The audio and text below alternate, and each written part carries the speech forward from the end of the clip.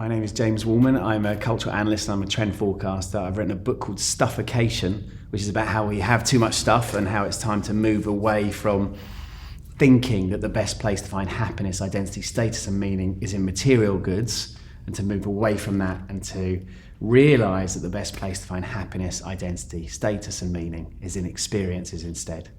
Just saying move from material goods to experiences is an incredibly broad brush approach. But it's just in the same way that some material goods are great for us and not really too harmful.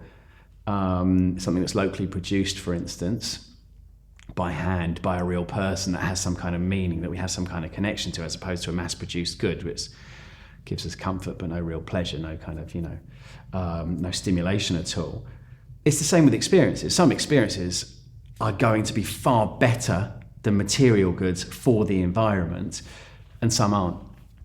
Experiences that you have with somebody else, they're really important. And the magic of experiences is that they have all these kind of weird little things that make them really positive for us. So they bring us closer to other people.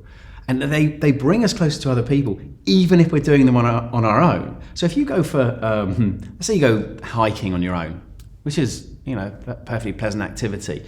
You are doing something on your own, but in some way you feel part of the hiking club. And actually you are.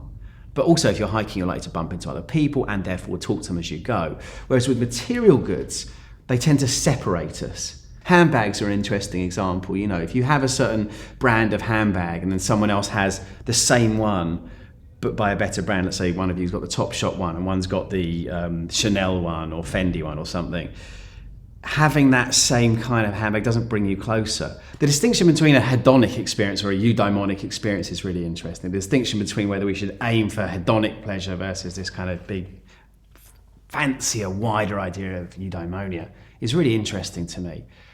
Because there's nothing wrong with pleasure.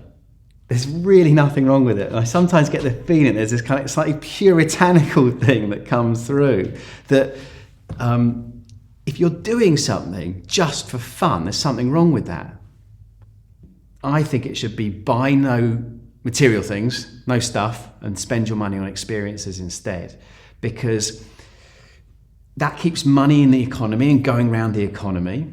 It's also easier in terms of nudging people. If you look at the behavioural psychology and the literature that comes from that, it's very clear that if you try and get someone to give up something, it's actually quite hard to do it.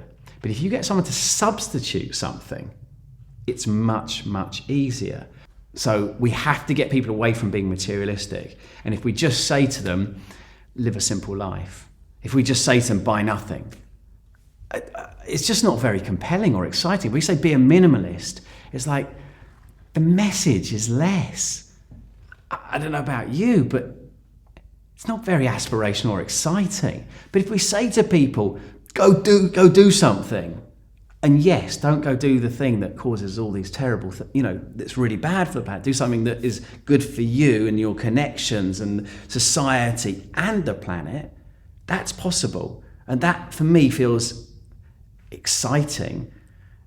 And the number of people I've talked to, that seems to resonate for people. Let's take people on an exciting journey. We haven't got to this point as humans to say, oh, it's rubbish, isn't it? Oh, it's rubbish. Let's give up the good stuff and have this kind of grey existence. Let's just have a better existence. Let's believe in the idea of better. And this is the move from standards of living to quality of life.